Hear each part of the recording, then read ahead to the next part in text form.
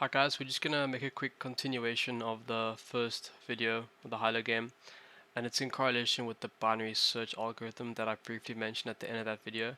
I left a link in the description of that video further explaining it, but we're basically gonna make a quick tweak or modification to enforce that and say if you don't get it in under 10 guesses, then you lose. So let's get going.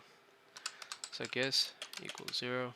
We are assigning 0 to our variable guess, and now every time they get they guess, we're gonna add one. So guess equals guess plus 1. Now this way is fine, it works fine, but there's a quick way to do this, and you can just do this. You go guess plus equals 1. Then you have to do that whole thing over, and then again guess plus equals 1,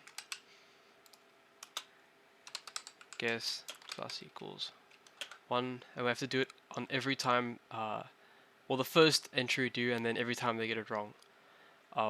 So it's there, there, there, there, and there. So 2 more times now.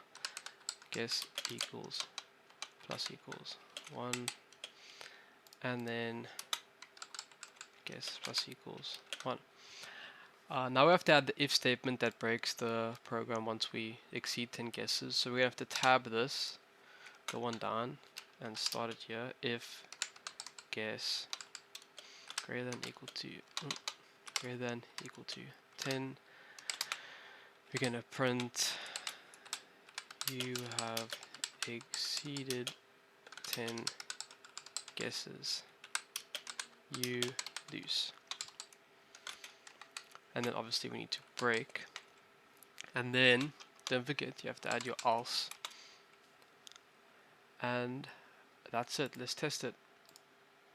So we're just going to enter one number 10 times. So 1, 2, 3, 4, 5, 6, 7, 8, 9, and it should end here 10.